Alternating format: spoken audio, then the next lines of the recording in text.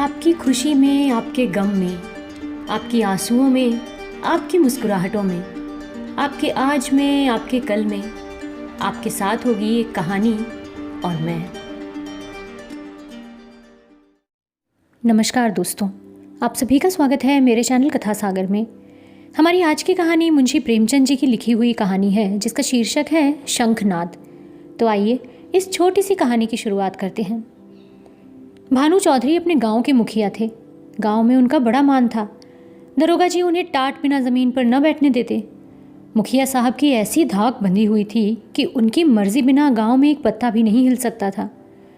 कोई घटना, चाहे वो सास बहू का विवाद हो, चाहे मेड़ या खेत का झगड़ा, चौधरी साहब के शासनाधिकार को पूर्ण रूप से सचेत करने के लिए काफ़ी थी। वो तुरंत घटनास्थल पर पहुंच जाते थे। तहकीकात होने लगती। गवाह और सबूत के सिवाय किसी अभियोग को सफलता सहित चालाने में जिन बातों की ज़रूरत होती है उन सब पर विचार होता और चौधरी जी के दरबार से फैसला हो जाता। किसी को अदालत जाने की ज़रूरत न पड़ती। हाँ, इस कष्ट के लिए चौधरी साहब कुछ फीस ज़रूर लेते थे। यदि किसी अवसर पर फीस मिलने में असुविधा के कारण उन्हें धीरज से काम लेना पड़ता तो गांव में आफत मच जाती थी, क्योंकि उनके धीरज और दरोगा जी के क्रोध में कोई घनिष्ठ संबंध था। सारांश ये है कि चौधरी से उनके दोस्त दुश्मन सभी चौकन्ने रहते थे। चौधरी महाशय के 3 सुयोग्य पुत्र थे। बड़े लड़के बितान एक सुशिक्षित मनुष्य थे। डाकिये के रजिस्टर पर दस्तखत कर लेते थे। बड़े अनुभवी, बड़े मर्मज्ञ, बड़े नीति कुशल थे वो। मिर्जई की जगह वो कमीज पहनते थे। कभी कभी सिगरेट भी पीते थे, जिससे उनका गौरव बढ़ता था। यद्यपि उनके ये दुर्व्यसन बूढ़े चौधरी को नापसंद थे, पर बेचारे विवश थे, क्योंकि अदालत और कानून के मामले बितान के हाथों में थे। वो कानून का पुतला था। कानून की दफ़ाएं उसकी ज़ुबान पर रखी रहती थीं। गवाह गढ़ने में वो पूरा उस्ताद था। मजले लड़के शान चौधरी कृषि विभाग के अधिकारी थे। बुद्धि के मंद लेकिन शरीर से बड़े परिश्रमी। जहाँ घास न जमती हो वहाँ केसर जमा दे। तीसरे लड़के का नाम गुमान था। वो बड़ा रसिक, साथ ही उद्दंड भी था। मुहर्रम में ढोल इतने ज़ोरों से बजाता कि कान के पर्दे फट जाते। मछली फंसाने का बड़ा शौकीन था वो। बड़ा रंगीला जवान था। खंजरी बजा बजा कर जब वो मीठे स्वर से ख्याल गाता तो रंग जम जाता था। उसे दंगल का ऐसा शौक था कि कोसों तक धावा मारता, पर घरवाले कुछ ऐसे शुष्क थे कि उसके इन व्यसनों से तनिक भी सहानुभूति न रखते थे। पिता और भाइयों ने तो उसे उसर खेत समझ रखा था। घुड़की, धमकी, शिक्षा और उपदेश, स्नेह और विनय, किसी का उस पर कुछ भी असर न हुआ। हाँ, भावजे अभी तक उसकी ओर से निराश न हुई थीं। वे अभी तक उसे कड़वी दवाइयाँ पिलाई जाती थीं, पर आलस्य वो राज्य रोग है जिसका रोगी कभी नहीं संभलता। ऐसा कोई बिरला ही दिन जाता होगा कि बांके गुमान को भावजों के कटु वाक्य न सुनने पड़ते हों। ये विषैले शर कभी कभी उसके कठोर हृदय में चुभ जाते, किंतु ये घाव रात भर से अधिक न रहता। भोर होते ही थकान के साथ ही ये पीड़ा भी शांत हो जाती। तड़का हुआ, उसने हाथ मुंह धोया, बंशी उठाई और तालाब की ओर चल पड़ा। भावजी फूलों की वर्षा करती रहती थी। उसके जो भाई थे वो अपने पैंतरे बदलते रहते थे और टेढ़ी निगाह से देखा करते थे। चौधरी भी पैंतरे बदलते रहते थे, पर अपनी धुन का वो पूरा बांका गुमान उन लोगों के बीच से इस तरह अकड़ता चला जाता था जैसे कोई मस्त हाथी कुत्तों के बीच से निकल जाता है। उसे सुमार्ग पर लाने के लिए क्या क्या उपाय नहीं किए गए। बाप समझाता, बेटा ऐसी राह चलो जिसमें तुम्हें भी पैसे मिले और गृहस्थी का भी निर्वाह हो। भाइयों के भरोसे कब तक रहोगे? मैं पका आम हूँ, आज टपक पड़ा अकल, फिर तुम्हारा निबाह कैसे होगा? भाई बात भी न पूछेंगे। भावजों का रंग देख ही रहे हो। तुम्हारे भी लड़के बाले हैं, उनका भार कैसे संभालोगे? खेती में जी न लगे, कहो कांस्टेबली में भर्ती करा दूं। बांका गुमान खड़ा खड़ा ये सब सुनता, लेकिन पत्थर का देवता था, कभी न पसीजता। इन महाशय के अत्याचार का दंड उनकी बेचारी स्त्री को भोगना पड़ता था। मेहनत के घर में जितने काम होते वो उसी के सिर थोपे जाते। उपले पातती, कुएं के पानी लाती, आटा पीसती और तिस पर भी जेठानियाँ सीधे मुंह बात न करती, वाक्य बाणों से छेदा करती। एक बार जब वो पति से कई दिन रूठी रही तो बांके गुमान कुछ नर्म हुए। बाप से जाकर बोले, मुझे कोई दुकान खुलवा दीजिए। चौधरी ने परमात्मा को धन्यवाद दिया। फूले न समाए, उन्होंने कई 100 रुपए लगाकर कपड़े की दुकान खोल दी। गुमान के भाग जागे। तंजेब के चुन्नटदार कुर्ते बनवाए, मलमल का साफा धानी रंग में रंगवाया। सौदा बिके या ना बिके, उसे लाभ ही होना था। दुकान खुली हुई है, 10-5 गाढ़े मित्र जमे हुए हैं। चरस की दम और ख्याल की ताने उड़ रही हैं। चल झटपटरी, जमुना तटरी, खड़ो नटखटरी। इस तरह 3 महीने चैन से कटे। बाकी गुमान ने खूब दिल खोल खोल कर अरमान निकाले, यहाँ तक कि सारी लागत लाभ हो गई। टाट के टुकड़े के सिवाय और कुछ न बचा। बूढ़े चौधरी कुएं में गिरने चले। भावजों ने घोर आंदोलन मचाया। अरे राम, हमारे बच्चे और हम चिथड़ों को तरसें, गाढ़े का एक कुर्ता भी नसीब न हो और इतनी बड़ी दुकान इस निखट्टू का कफन बन गई। अब कौन मुंह दिखाएगा, कौन मुंह लेकर घर में पैर रखेगा। किंतु बाकी गुमान के तेवर जरा भी मैले न हुए। वही मुंह लिए वो फिर घर आया और फिर वही पुरानी चाल चलने लगा। कानूनदा बितान उनके ये ठाट बाट देख कर जल जाता। मैं सारे दिन पसीना बहाऊं, मुझे नैन सुख का कुर्ता भी न मिले। ये अपाहिज सारे दिन चारपाई तोड़े और यूं बंठन कर निकले। ऐसे वस्त्र तो शायद मुझे अपने ब्याह में भी न मिले होंगे। मीठे शान के हृदय में भी कुछ ऐसे ही विचार उठते थे। अंत में ये जलन ना सही गई और अग्नि भड़की तो एक दिन कानूनदा बितान की पत्नी गुमान के सारे कपड़े उठा लाई और उन पर मिट्टी का तेल उंडेल कर आग लगा दी। ज्वाला उठी, सारे कपड़े देखते देखते जलकर राख हो गए। गुमान रोते थे, दोनों भाई खड़े तमाशा देखते थे। बूढ़े चौधरी ने यह दृश्य देखा और सिर पीट लिया। ये द्वेषाग्नि है, घर को जलाकर तब बुझेगी। ये ज्वाला तो थोड़ी देर में शांत हो गई, परंतु हृदय की आग ज्यों की त्यों दहकती रही। अंत में एक दिन बूढ़े चौधरी ने घर के सब मेंबरों को एकत्र किया और इस गूढ़ विषय पर विचार करने लगे कि बेड़ा कैसे पार हो। बितान से बोले, बेटा, तुमने आज देखा कि बात की बात में सैकड़ों रुपयों पर पानी फिर गया। अब इस तरह निर्वाह होना असंभव है। तुम तो समझदार हो, मुकदमे मामले करते हो, कोई ऐसी राह निकालो कि घर डूबने से बचे। मैं तो ये चाहता था कि जब तक चोला रहे सबको समेटे रहूं, मगर भगवान के मन में कुछ और ही है। बितान की नीति कुशलता अपनी चतुर सहगामिनी के सामने लुप्त हो जाती थी। वो अभी उसका उत्तर सोच ही रहा था कि श्रीमती जी बोल उठी, दादाजी, अब समझाने बुझाने से काम न चलेगा। सहते सहते हमारा कलेजा पक गया। बेटे की जितनी पीर बाप को होगी, भाइयों को उतनी क्या, उसकी आधी भी नहीं हो सकती। मैं तो साफ कहती हूँ, गुमान का तुम्हारी कमाई में हक है। उन्हें कंचन के कौर खिलाओ और चांदी के हिंडोले में झुलाओ। हम में इतना बूता ना है, ना इतना कलेजा। हम अपनी झोपड़ी अलग बना लेंगे। हाँ, जो कुछ हमारा हो वो हमको मिलना चाहिए। बांट बखरा कर दीजिए।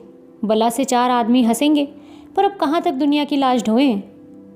नीति के बितान पर इस प्रबल वक्रता का जो असर हुआ वो उनके विकसित और प्रमुदित चेहरे से झलक रहा था। उनमें स्वयं इतना साहस न था कि इस प्रस्ताव को इतनी स्पष्टता से व्यक्त कर सकते हैं। नीति के महाशय गंभीरता से बोले, जायदाद मुश्तरका, मनकूला या गैर मनकूला, आपके हीन हयात तकसीम की जा सकती है। इसकी नज़ीरें मौजूद हैं।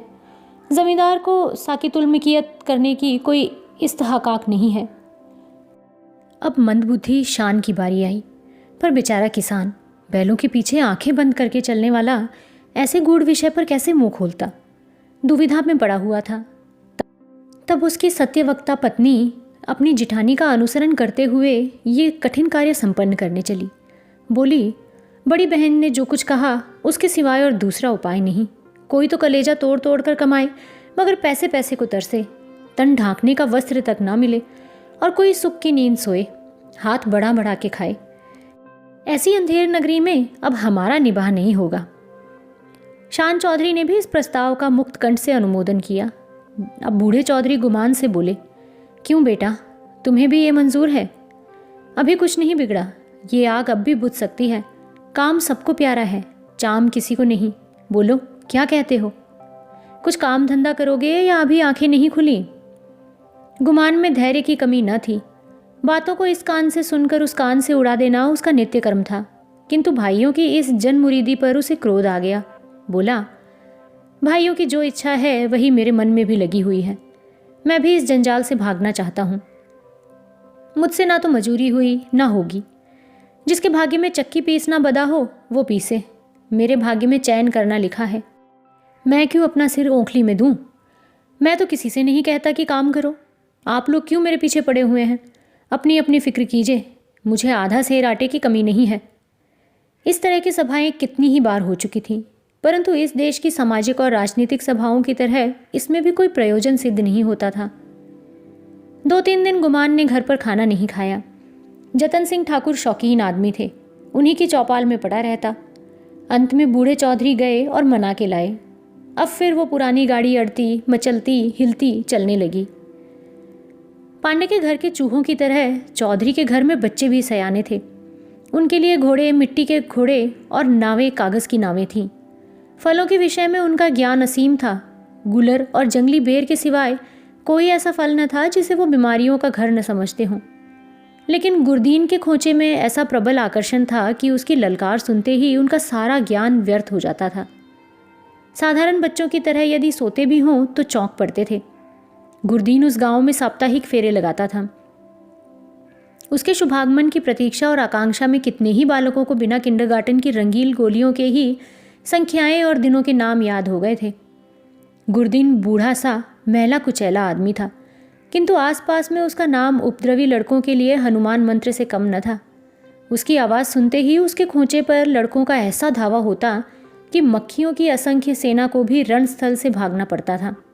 और जहाँ बच्चों के लिए मिठाइयाँ थीं, वहाँ गुरदीन के पास माताओं के लिए इससे भी ज़्यादा मीठी बातें थीं। माँ कितना ही मना करती रहे, बार बार पैसा न रहने का बहाना करे, पर गुरदीन चटपट मिठाइयों का दोना बच्चों के हाथ में रख ही देता और स्नेहपूर्ण भाव से कहता, बहू जी पैसों की कोई चिंता ना करो, फिर मिलते रहेंगे, कहीं भागे थोड़ी ही जाते हैं। नारायण ने तुमको बच्चे दिए हैं तो मुझे भी उनकी न्योछावर मिल जाती है। उन्हीं की बदौलत मेरे बाल बच्चे भी जीते हैं।